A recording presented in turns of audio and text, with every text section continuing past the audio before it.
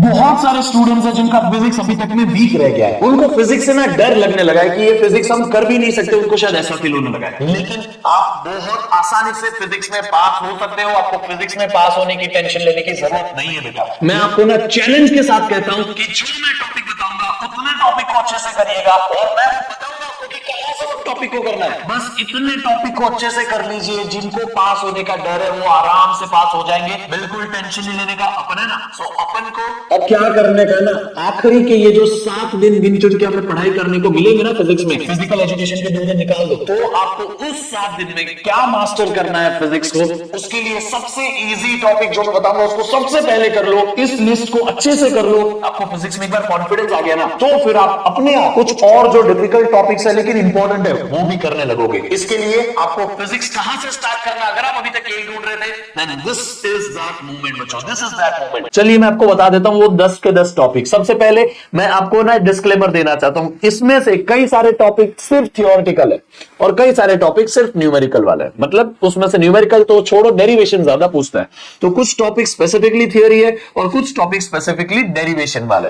तो आपको उन टॉपिक्स को एकदम अच्छे से सीखना है। आप इनको सीखना शुरू करिए, मजे से सीख लोगे, अच्छे से हो जाएगा। आप सबसे पहले आप जाइए पहले चैप्टर में एप्लीकेशंस ऑफ गॉस लॉ की सारी डेरिवेशन अच्छे से करिए। आपको नहीं पता है कि ये कैसे करना, क्या करना, आप मेरे बेस्ट शॉट वीडियोस देखिए, मेरे यूट्यूब चैनल पे ये पूरे सिलेबस के बेस्ट शॉट है, वहां पे जाइए, सीधा का सीधा application of Gauss law. Obviously आप एप्लीकेशन ऑफ गॉस लॉ के लिए गॉस लॉ पहले सीखिएगा।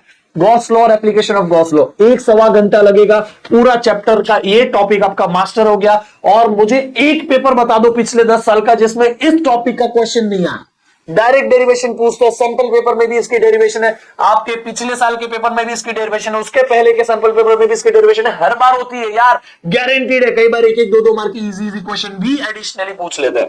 प्लीज करिएगा। व्हिटस्टोन का डायग्राम आपको आना चाहिए, व्हिटस्टोन का फॉर्मूले का छोटा सा डेरिवेशन आपको आना चाहिए, व्हिटस्टोन के ऊपर बेसिक न्यूमेरिकल होते हैं, R1/R2 ये आपको आने चाहिए। नेक्स्ट, मूविंग कॉइल गैल्वेनोमीटर का कंस्ट्रक्शन, उसका छोटा सा डेरिवेशन, उसकी sensitivity is super important, sensitivity का फॉर्मूला अच्छे से करना।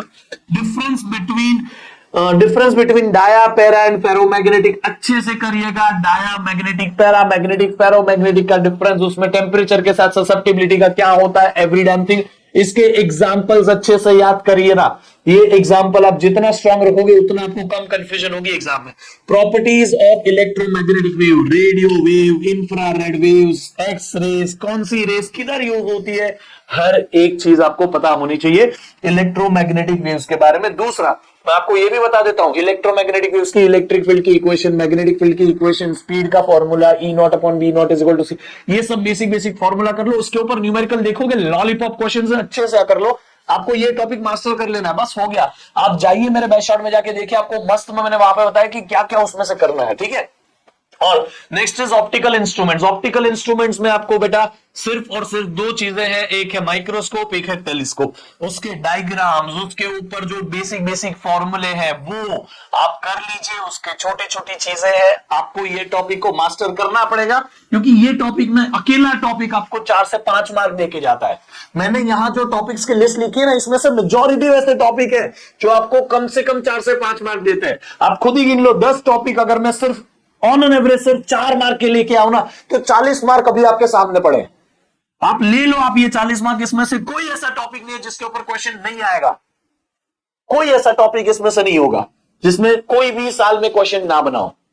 हर साल इनके ऊपर तो क्वेश्चन आ ही आए, और ये इजी टॉपिक है, डूएबल है। सिर्फ यहां आप इंटरफेरेंस, डायफ्रैक्शन, वेव ऑप्टिक्स नहीं आता, difference between interference and diffraction कर लो, सुपर इजी, सुपर लॉलीपॉप याद कर लेना। दोनों की इंटेंसिटी का ग्राफ भी, इंटरफेरेंस के लिए ऐसा ऐसा इंटेंसिटी का ग्राफ, डायफ्रैक्शन के लिए ऐसा ऐसा इंटेंसिटी का ग्राफ, वो वाला, ठीक है, अच्छे से कर लेना। डी ब्रोगलीज हाइपोथेसिस, भाई डी ब्रोगली के वेवलेंथ का फॉर्मूला, उसका ग्राफ, ऐसा सा बेसिक कर लो। मस्त सा इजी सा टॉपिक है, मेरे बेस्ट शॉट में जाके देख लो। अगेन मैं आपको कह रहा हूं, आपको ये टॉपिक समझ के करने हैं, ठीक है, स्किप मत करिएगा। ऐसे ही बाइंडिंग एनर्जी को अच्छे से, बाइंडिंग एनर्जी कर्व करना, बाइंडिंग एनर्जी पर न्यूक्लियॉन के बारे में कर लेना। बेसिक सी चीज है, इजी चीज है।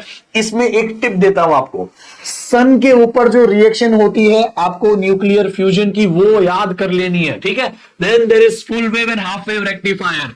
Full wave, half wave rectifier, semiconductor chapter का लास्ट टॉपिक है। करिएगा ही करिएगा, आएगा ही आएगा। इतने टॉपिक कर लो, आप पास अभी ही हो चुके हो। अगर आपने ये टॉपिक दिमाग में घुसा के कर लिए ना, बस सिंपल है। और जब आप ये टॉपिक करोगे, कुछ चैप्टर्स आपको इजी लगने लगेंगे, तब आप प्लीज उन चैप्टर्स को भी फिनिश कर दीजिए बेस्ट शॉर्ट्स में से, ठीक है। तो आई होप कि आपको समझा। कुछ भी हेल्प चाहिए एग्जाम के पहले, आपका बड़ा भाई आपके लिए बैठा है, ठीक है। आपको जो भी काम है, ये मास्टर खड़ा है आपके एग्जाम के पहले, जरूर मुझे बताना। और एग्जाम के पहले हम इसी चैनल के ऊपर सारी मैराथन, सब चैप्टर के बेस्ट शॉर्ट, वन शॉट, सब कुछ करेंगे। जरूर अटेंड करना। एग्जाम के बाद जेई, नीट, सीयूटी की प्रिपरेशन भी करेंगे। और ये रही मेरी Telegram channel, Instagram channel, Snapchat, आप जरूर कनेक्टेड रहिए मुझसे। इसी तरह मिलते हैं। Bye bye, see you and take care, love you all guys. मिलते हैं फिर अगले क्लास में। तब तक के लिए कुछ हेल्प चाहिए मुझे कमेंट बॉक्स में बताओ।